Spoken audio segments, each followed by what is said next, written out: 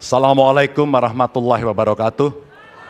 Selamat malam, salam sejahtera untuk kita semua. Om Swastiastu, Namo Buddhaya, Rahayu. Bapak Ibu yang sangat saya hormati, para hadirin pemirsa debat malam ini yang sangat saya muliakan. Saya dan Pak Mahfud mulai perjalanan pada saat pembukaan kampanye dari ujung timur Indonesia dan barat. Dari Sabang sampai Merauke. Hanya ingin mendengarkan dan ingin melihat secara langsung apa yang disampaikan oleh rakyat, apa yang dirasakan oleh rakyat, sehingga ketika kontestasi 5 tahunan ini berlangsung, harapan itu ada dan masuk dalam pikiran seorang pemimpin, satunya pikiran, perkataan, dan perbuatan. Ini sesuatu yang sungguh penting. Di Merauke kami menemukan pendeta, namanya Pak Leo. Dia harus menolong seorang ibu ingin melahirkan karena tidak adanya fasilitas kesehatan. Dan dia belajar dari YouTube. Sesuatu hak kesehatan yang tidak bisa didapat. Maka kita sampaikan kepada Pendeta Leo, kami akan bangunkan itu dan kami akan kerahkan seluruh Indonesia bahwa satu desa, satu puskesmas atau pustu dengan satu nakes yang ada. Pak Mahfud juga menyampaikan kepada para guru yang ada di Aceh, di Sabang sana. Ada juga guru agama di sana. Kita ingin membangun Indonesia yang hebat dengan SDM yang unggul. Tapi apakah kita sudah memperhatikan mereka? Tentu kemajuan yang selama ini ada, mesti kita lakukan jauh lebih cepat. Lebih satset. Dan perhatian itu mesti diberikan. Dan itulah di sana kita memperhatikan nasib para guru termasuk guru agama. Insentif kepada mereka kita berikan agar mereka bisa mengajarkan budi pekerti yang luhur dengan moderasi agama yang ada. Bapak Ibu, cerita ini belum cukup. Saya berjalan ke NTT. Kami ketemu dengan masyarakat yang ada di sana. Pak Ganjar, kenapa kami anak muda tidak mudah mendapatkan akses pekerjaan? Padahal itu hak kami. Kenapa kemudian kami mendapatkan kesulitan untuk akses internet padahal kami butuh belajar? Tidak sama dengan yang di Jawa. Catatan inilah yang mendorong pikiran kami, internet gratis untuk para siswa yang sedang bersekolah. Agar mereka punya kesamaan dengan kita semua yang ada di Jawa ini. Kami bergeser lagi kemudian ketemu kawan-kawan penyandang disabilitas di NTB. Betapa bahagianya saya karena ketemu dengan orang yang berjuang dengan keras agar dia bisa setara dan pemerintah mesti perhatikan mereka untuk memberikan kesetaraan pada mereka itu.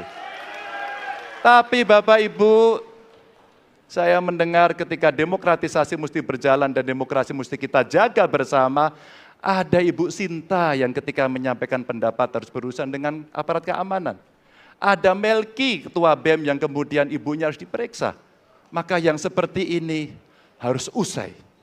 Dan mereka bisa mendapatkan kebaikan-kebaikan kalau governance terjadi. Maka yang ada di Kalimantan kami temukan. Masyarakat Dayak, mereka suku-suku yang ada, libatkan dong kami agar kami bisa mendapatkan akses yang sama. Semua ini bisa berjalan kalau kemudian pemerintahnya bersih. Pemerintahannya bisa akomodatif. Dan kita sikat korupsi itu tidak dengan kata-kata, dengan keseriusan. Pak Mahfud adalah mitra saya yang selama ini sebagai Menko mengeksekusi itu dengan baik. Kita akan lakukan itu, kami mohon dukungan rakyat, perintahkan kami untuk mengerjakan itu. Terima kasih. Wassalamualaikum warahmatullahi wabarakatuh. Kami persilakan kembali ke tempat. Terima kasih. Selamat malam Bapak Ibu sekalian yang hari ini hadir di studio dan tentu saja yang menyaksikan melalui tayangan televisi atau streaming. Kami membaca sekaligus mencatat persoalan luar negeri, pertahanan keamanan, dan tentu saja dari 3 ini kami akan menyampaikan poin per poin. Yang pertama terkait dengan politik luar negeri kita. Politik luar negeri kita adalah alat untuk negosiasi terhadap dunia luar, tapi kepentingan nasional harus nomor 1. Kenapa itu menjadi penting? Karena kita mesti betul-betul bisa melakukan redefinisi terhadap politik luar negeri yang bebas aktif, yang disesuaikan dengan kondisi kekinian.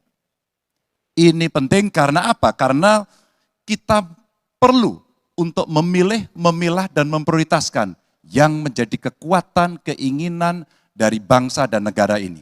Rakyat butuh bekerja. Rakyat butuh lapangan kerja lebih banyak. Investasi harus lebih banyak.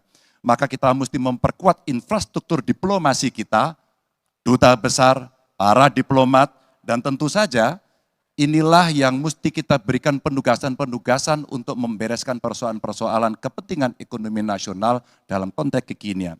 Dan tentu saja kita tidak pernah lupa, Indonesia selalu setia pada kesepakatan yang pernah diambil. Dekolonisasi yang dilakukan mendorong, meyakinkan kita semua untuk membebaskan seluruh bangsa, tanpa boleh mengintervensi satu dengan yang lain. Dan inilah komitmen kita pada kemerdekaan Palestina yang kita dukung terus-menerus. Maka kalaulah kemudian itu kita kerjakan, beberapa problem krisis iklim barangkali akan kita selesaikan dengan membawa pola-pola diplomasi sesuai dengan kekinian yang diperlukan. Atau barangkali kepentingan UMKM yang mesti kita bawa ke dunia internasional seperti praktek yang pernah kami lakukan di Jawa Tengah. Dan itu membuat masyarakat akan merasakan politik luar negeri jauh lebih baik. Pertahanan, sistem pertahanan rakyat semesta mesti kita dorong, kita lapisi dengan pertahanan yang betul-betul berlapis dan kita jadikan benteng pertahanan Nusantara sebagai sebuah satu kesatuan. Dan kita perlu melakukan penataan gelar pasukan karena IKN menjadi pusat gravitasi baru. Dan ini bagian dari antisipasi terhadap tarung global antara Amerika Serikat dan Tiongkok. Untuk itulah pertahanan kita mesti masuk pada wilayah 5.0 dengan teknologi sakti, dengan rudal hipersonik, senjata cyber, sensor kuantum, dan sistem senjata otonom. Dan itu bisa dilakukan kalau anggaran dari Kemenhan itu 1-2% dari PDB. Sehingga MEF kita akan bisa tercapai. Karena ini yang mengerikan, di 2024 saya khawatir ini tidak akan tercapai. Untuk keamanan, terorisme, narkoba, pinjaman online, judi online, kekerasan seksual, ini perlu mendapatkan perhatian termasuk TPPU. Maka reformasi kepolisian betul-betul harus mengantisipasi ini dengan penguatan cyber system kita, termasuk pengembangan SDM cyber yang kuat. Polisi yang menjadi pengabdi masyarakat betul-betul akan bisa mengayomi. Seperti kemudian pada saat saya bertemu dengan Ibu Mary Hugeng. Bagaimana Ibu Mary menceritakan bahwa polisi kita mengayomi dengan kesungguhan. Polisi kita hidup dengan sangat sederhana dan mereka punya integritas yang tinggi. Sebagai anak polisi, saya paham betul ini sesuatu yang sulit dan pasti akan bisa kita lakukan. Dan tentu saja inilah capaian-capaian yang akan kita lakukan oleh Ganjar Mahfud. Bismillah. Insya Allah kami siap.